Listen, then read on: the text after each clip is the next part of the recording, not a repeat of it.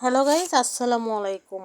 তো আজকে আপনাদের মাঝে অন্যরকমভাবে একটা ভিডিও আনলাম। এটা হচ্ছে সিম। এই সিমে কিন্তু আগে অনেক সিমের ভিডিও দিছি, এটা অন্যরকমভাবে। এটা হচ্ছে সিম, বিসিএলা সিম। তো দেখতেই পাচ্ছেন সিমের ভিতর দিব এই যে কেটে রাখছি আলু, টমেটো আর সিম তো প্রথমে দেখতেই পেলেন, আর কাঁচামরিচ। আর এই যে এখানে আছে রসুন আর হচ্ছে পেঁয়াজ। তো প্রথমে দেখতেই পাচ্ছেন, তো সিমটা প্রথমে এই যে কড়াই চুলার পরে কড়াই বসিয়ে দিয়ে কড়াইয়ের ভিতর দিয়ে দিছি পানি।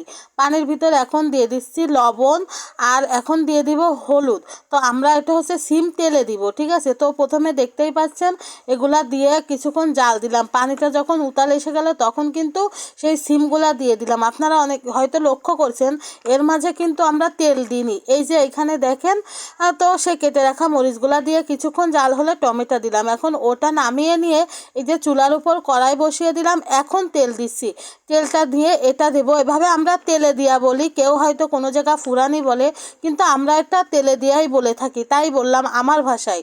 তো এই যে দেখেন সেই পেঁয়াজ আর রসুনটা ভাজি করে নিলাম। কিছুক্ষণ কালার আসার পরে এখন কিন্তু এর মাঝে দিয়ে দিলাম এই যে সরিষা। এটা কিন্তু সরিষা, ঠিক আছে। এই সরিষা দিয়ে সিম তেলে অনেক বেশি খেতে মজা লাগে। এই যে দেখেন যখন বাদামি কালার হয়ে গেল তখন এই যে ঢেলে দিলাম এর ভিতর সেই যে সিমটা। তো এখন দেখেন গাইস, আমার তরকারিটা রান্না কমপ্লিট হলো। যারা যারা এভাবে খান নাই তারা একদিন হলেও খাবে।